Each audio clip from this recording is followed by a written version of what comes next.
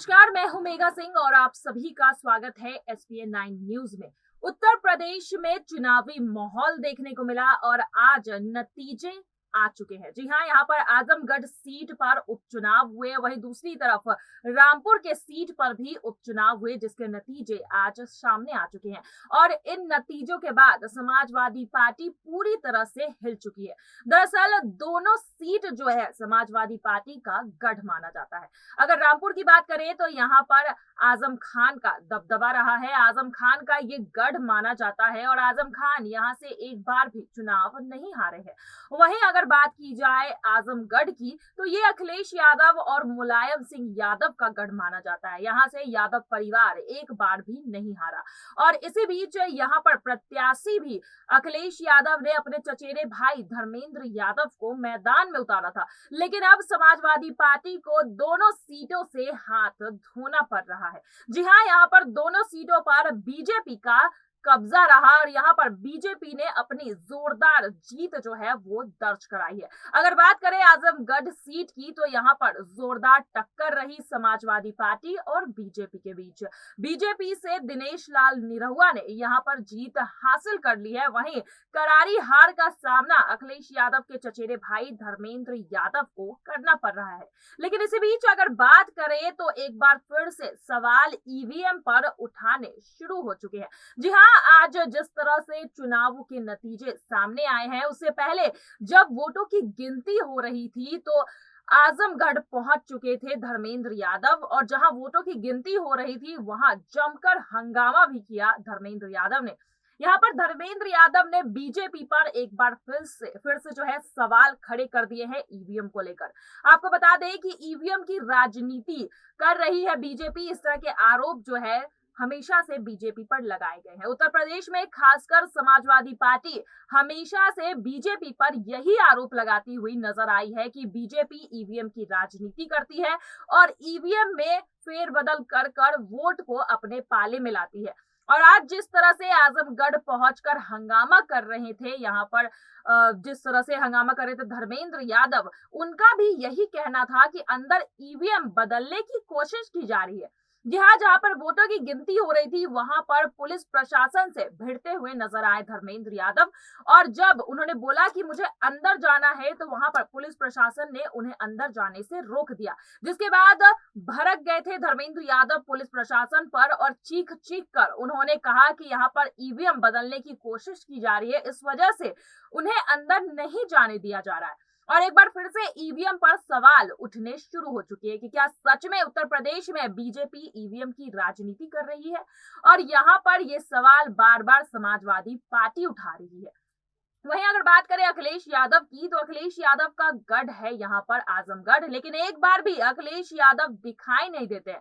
यहाँ पर स्टार प्रचारक की लिस्ट समाजवादी पार्टी की तरफ से आती है, लेकिन एक भी रैली अखिलेश यादव द्वारा नहीं की गई आजमगढ़ में, जिसके बाद कहा जा रहा है कि आजमगढ़ की जनता नाराज थी अखिलेश यादव से, उनके कार्यों से खुश नहीं थी और इस वजह से आज जो है उनके हाथ से उनका किला आजमगढ़ निकल चुका है, जिससे एक तगड़ा झटका जो है अखिलेश यादव को मिला है।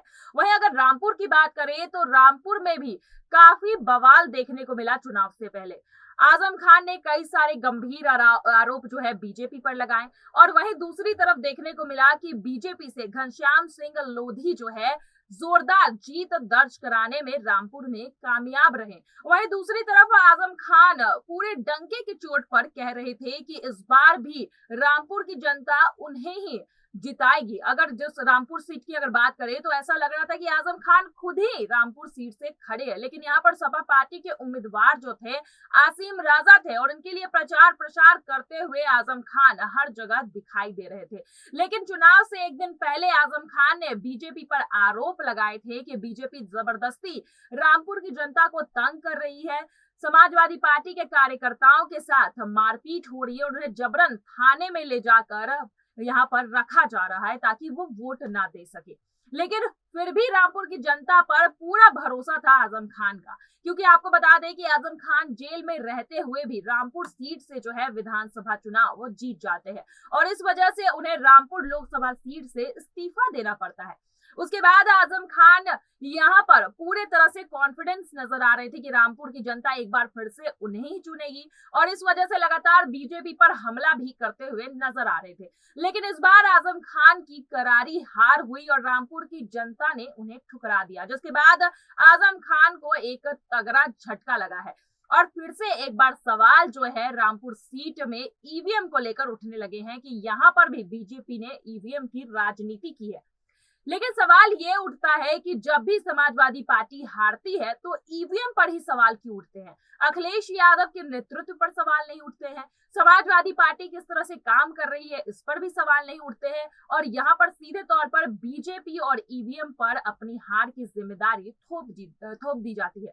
अगर बात की जाए आजमगढ़ सीट की तो यहाँ पर जिस तरह से करारी हार समाजवादी पार्टी को देखने को मिली है और इसका सबसे बड़ा कारण भी अखिलेश यादव ही है। जी हाँ, यहाँ पर आजमगढ़ सीट की अगर बात करें तो अखिलेश यादव जनता का भरोसा जीतने में कामयाब नहीं रहे और इस वजह से आज दिनेश लाल निरहुआ ने तगड़ी जीत हासिल की है आजमगढ़ सीट से और बीजेपी ने इस सीट को हासिल कर कर इतिहास रच दिया है। और अब जो ईवीएम की राजनीति हो रही है इस पर भी अखिलेश यादव और उनके भाई धर्मेंद्र यादव हमला बोलते हुए नजर आ रहे हैं। लेकिन देखना यह है कि जिस तरह से सवाल ईवीएम पर उठाए जा रहे हैं क्या इसकी जांच फिर से होगी, क्योंकि विधानसभा चुनाव में भी इस तरह के सवाल उठाए गए थे और वहां पर समाजवादी पार्टी की तरफ से कई सारे वीडियो पेश किए गए थे जिसमें ये दावा किया जा रहा था कि बूथ के साथ छेड़छाड़ हुई है, ईवीएम मशीन के साथ बीजेपी ने छेड़छाड़ की है। और आज जिस तरह से फिर एक बार समाजवादी पार्टी को लोकसभा उपचुनाव में हार का सामना करना पड़ रहा है, उसके बाद फिर से सवाल एक बार ईवीएम पर उठाए जा रहे हैं और अब देखना यह होगा कि क्या एक बार फिर से ईवीएम की जांच होगी, क्योंकि यहाँ पर चुनाव आयोग से जो है अब निवेदन समाजवादी पार्टी कर सकती है ईवीएम की राजनीति को ठीक करने के लिए। फिलहाल जनता से भी हम पूछना चाहेंगे कि आपको क्या लगता है, उत्तर प्रदेश में ईवीएम की राजनीति हुई है और आज जो ये दो गढ़ माना जाता था समाजवादी पार्टी का, जिनसे हाथ धो बैठे हैं समाजवादी पार्टी, क्या ईवीएम की राजनीति की वजह से हुई है या फिर अखिलेश यादव की गलतियों की वजह से हुई है? यहाँ पर जिस तरह से धर्मेंद्र यादव पर जो भरोसा अखिलेश यादव ने जताया था और उसके बाद कहीं भी अखिलेश यादव दिखाई नहीं देते हैं, क्या उस वजह से भी यहाँ पर आज आजमगढ़ की जनता जो है उन पर भरोसा नहीं जता पाई और इस वजह से भी करारी हार देखने को मिली है? और एक बार फिर से जिस तरह से बीजेपी ने जीत हासिल की है, क्या यहाँ पर योगी आदित्यनाथ का परचम फिर से एक बार लहराता हुआ दिखाई दे रहा है और इसका असर जो है क्या आने वाले 2024 के लोकसभा चुनाव पर भी पड़ेगा? क्योंकि यहाँ पर समाजवादी पार्टी को जिस तरह से करारी हार का सामना करना पड़ा है, आगे आने वाले समय में यानी कि 2024 के लोकसभा चुनाव में रास्ता जो है काफी मुश्किल होने वाला है यहाँ पर समाजवादी पार्टी के लिए और अखिलेश यादव के लिए। फिलहाल देखना यह है कि जिस तरह से आजमगढ़ की सीट से हाथ धो बैठे हैं यहाँ पर समाजवादी पार्टी, क्या अब एक बार फिर से ईवीएम की राजनीति पर सवाल उठाए जाएंगे या नहीं? क्या एक बार फिर से यहाँ पर जांच होगी ईवीएम की या नहीं? ये एक बड़ा सवाल है। आज के लिए बस इतना ही। आगे की खबरों के लिए देखते रहिए SPN9 न्यूज। धन्यवाद।